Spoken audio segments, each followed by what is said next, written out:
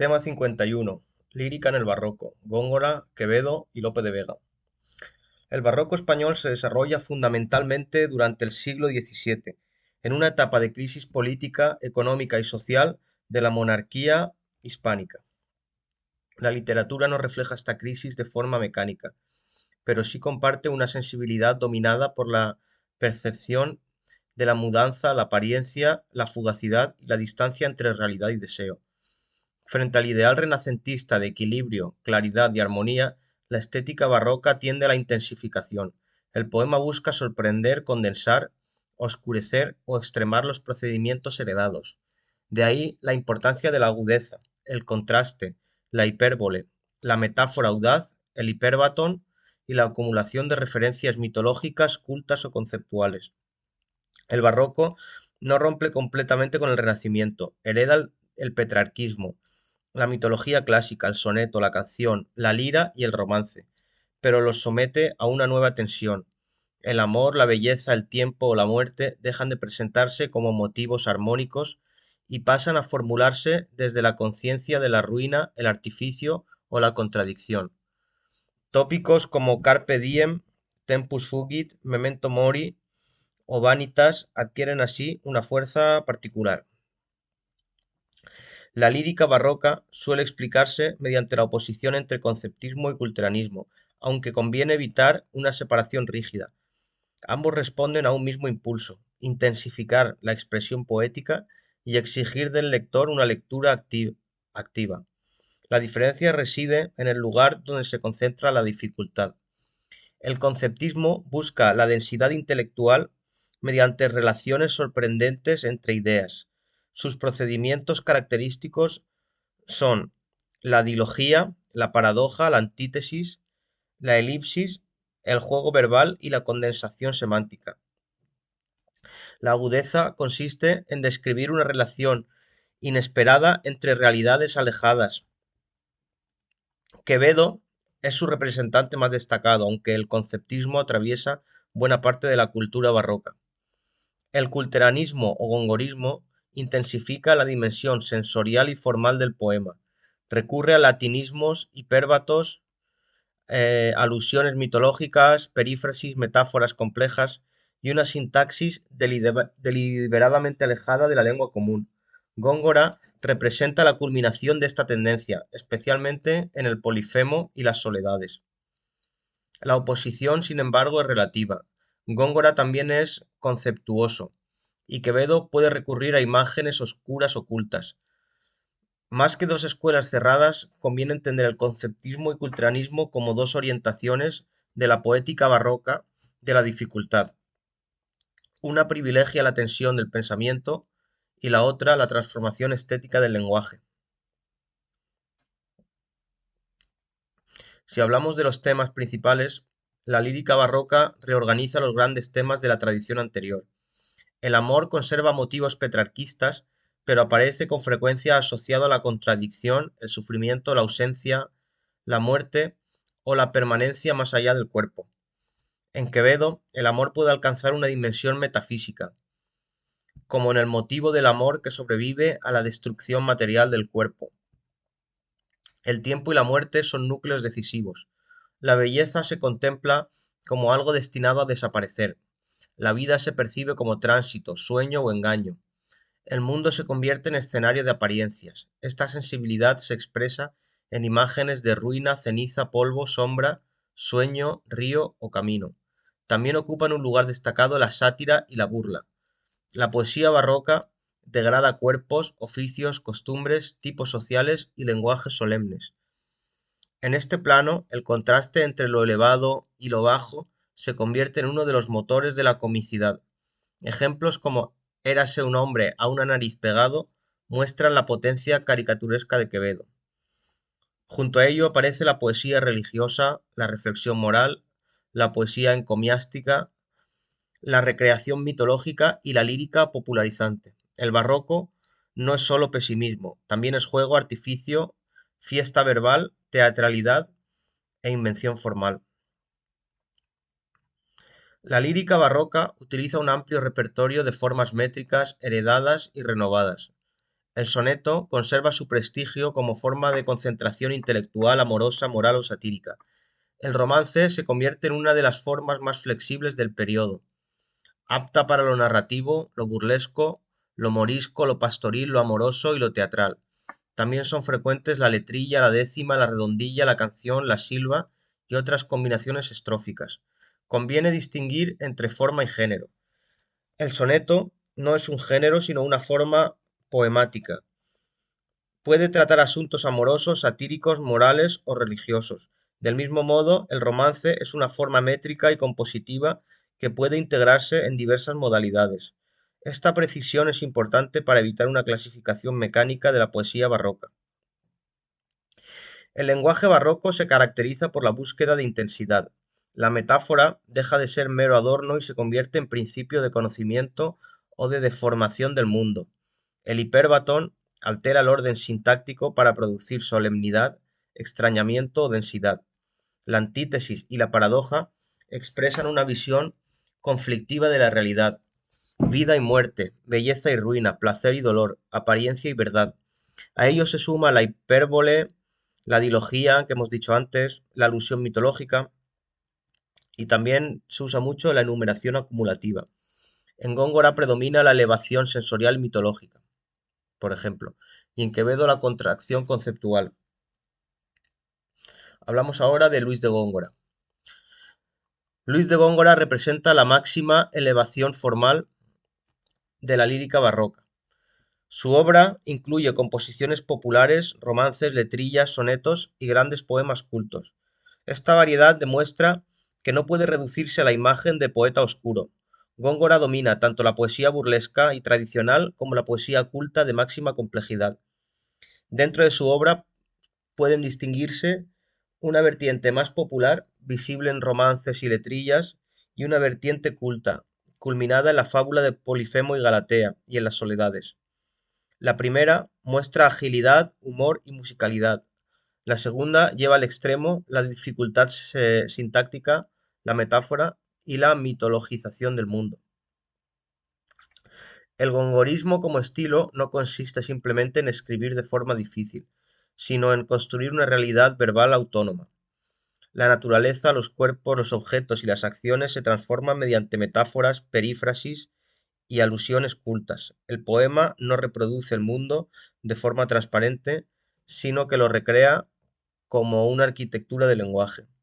Sus procedimientos más característicos son el hipérbaton latinizante, el uso de cultismos, la acumulación de metáforas sensoriales, la presencia de la mitología clásica y una sintaxis que obliga a reconstruir cuidadosamente las relaciones internas del texto. En expresiones como mientras por competir con tu cabello, la belleza se presenta ya desde una lógica de comparación, brillo y amenaza temporal exuberante y exagerada. En el Polifemo, la materia mitológica se transforma en un laboratorio de imágenes. El paisaje, los cuerpos y la acción quedan sometidos a un proceso de estilización extrema. En las soledades, la narración se debilita en favor de la descripción, la digresión y la plenitud verbal. Por ello, Góngora anticipa una concepción moderna de la poesía como construcción autónoma y no como simple vehículo de contenidos. Una lectura equilibrada debe evitar la reducción de Góngora al culteranismo solemne. Su poesía burlesca muestra un dominio extraordinario de registros bajos, juegos verbales y de formación cómica. La misma inteligencia formal que construye el mundo elevado del Polifemo puede degradar personajes, ambientes o tópicos literarios en sus letrillas y romances. Esta doble vertiente es esencial para entender el barroco. La elevación y la degradación no son mundos separados, sino dos movimientos complementarios de una estética basada en el contraste. Francisco de Quevedo, por su parte, es el gran poeta de la agudeza conceptista. Su poesía concentra significados, multiplica asociaciones y convierte la lengua en un espacio de choque intelectual. La dificultad de Quevedo no se basa tanto en la sintaxis como en la condensación semántica. Un mismo término puede activar varios sentidos. Una imagen puede ser a la vez física, moral y metafísica. Un juego verbal puede producir humor y destrucción satírica. La poesía moral y metafísica de Quevedo se articula en torno al desengaño. La vida parece como un camino hacia la muerte, el cuerpo como materia destinada a la corrupción y el mundo como escenario de vanidad. Los tópicos barrocos no son simples fórmulas heredadas, sino formas de expresar una experiencia radical de la temporalidad. En poemas sobre la muerte, el tiempo o la fugacidad, Quevedo intensifica la tradición estoica y cristiana. La existencia se contempla desde la conciencia de su acabamiento. Imágenes como polvo, ceniza, sombra condensan una visión del ser humano sometido a la destrucción. La poesía amorosa de Quevedo hereda bastante el petrarquismo, pero lo transforma profundamente. El amor ya no es sólo un deseo idealizado ni servicio cortés, puede convertirse en fuerza que desafía al tiempo y a la muerte. En la fórmula polvo serán más polvo enamorado, la materia destruida conserva una intensidad amorosa que sobrepasa la desaparición corporal. Esta poesía combina contradicción, pasión, abstracción y violencia conceptual. El amor aparece como cárcel, fuego, enfermedad, eternidad o identidad desgarrada. Por eso Quevedo no se limita a repetir códigos renacentistas, los comprime hasta convertirlos en una meditación sobre los límites del cuerpo y del tiempo. La vertiente satírica de Quevedo es una de las más potentes de la literatura española. Su poesía degrada tipos sociales, defectos físicos, vicios morales y adversarios literarios mediante hipérboles, juegos de palabras, dilogías y asociaciones violentas. La sátira quevedesca puede ser moral, política, literaria o puramente burlesca. El efecto satírico nace de la deformación verbal. La lengua no describe es simplemente el objeto ridiculizado, sino que lo destruye mediante una acumulación de imágenes.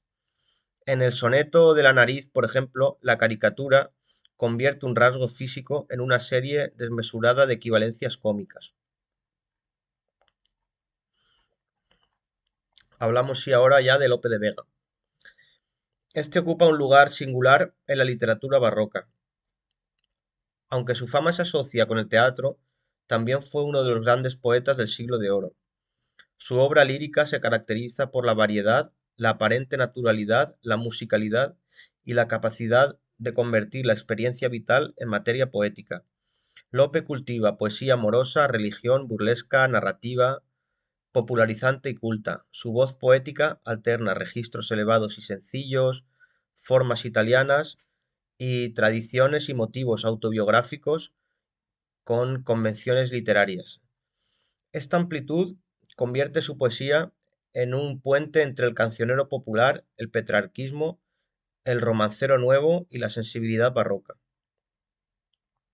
La poesía amorosa de Lope se vincula con frecuencia a la experiencia biográfica, aunque no debe confundirse sin más el yo poético con el propio autor empírico.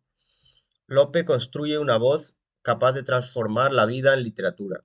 El amor aparece como pasión, gozo, ausencia, culpa, arrepentimiento o memoria.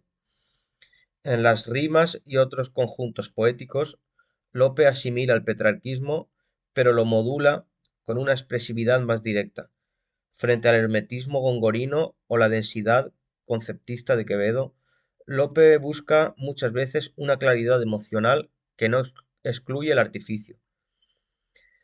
La naturalidad lopesca es una construcción literaria, no ausencia de técnica, está claro. La lírica religiosa de Lope adquiere especial relevancia en Rimas Sacras. En ella aparecen la culpa, el arrepentimiento, la oración, el deseo de conversión y el conflicto entre vida humana y aspiración espiritual. El yo poético se presenta como un sujeto dividido, consciente de su fragilidad y necesitado de gracia de Dios.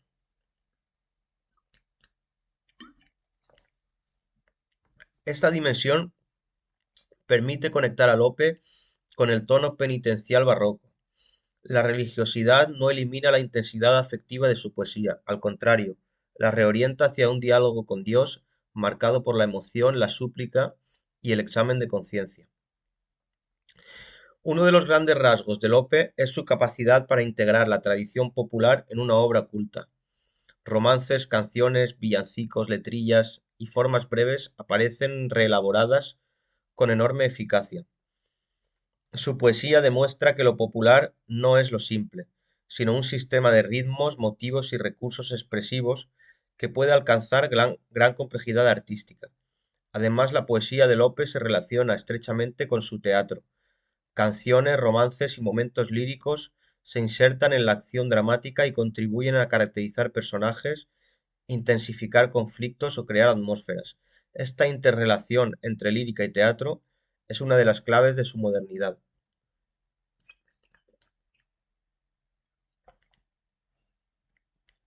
Los tres autores no deben presentarse como completamente aislados.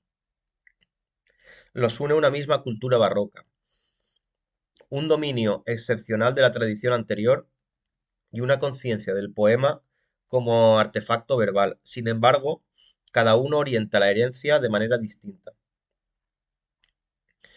Góngora tiende a la autonomía estética, Quevedo concentra la palabra y Lope se abre a la vida, la emoción y la tradición popular y a la variedad. También difieren entre sí en su relación con el lector. Góngora exige reconstrucción sintáctica y cultural. Quevedo exige descifrar asociaciones y Lope busca una comunicación más fluida, aunque igualmente elaborada. Esta triple perspectiva permite comprender la riqueza de la lírica barroca. La lírica barroca estuvo marcada por polémicas literarias, especialmente en torno a Góngora.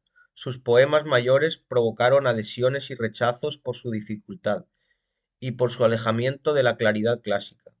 La polémica gongorina no fue solo una disputa personal, sino una discusión sobre los límites de la poesía, hasta dónde podía tensarse el lenguaje, qué papel debía ocupar la oscuridad y qué relación debía mantener el poema con el lector. Quevedo y Lope participaron de forma directa o indirecta en este clima de rivalidad literaria. Sin embargo, la crítica moderna ha tendido a superar las simplificaciones que tanto se comentan. Hoy se entiende que Góngora, Quevedo y Lope no responden simplemente a tres bandos enfrentados, sino cimas complementarias. La revalorización de Góngora por la generación del 27 fue decisiva para reconocer la modernidad de su lenguaje.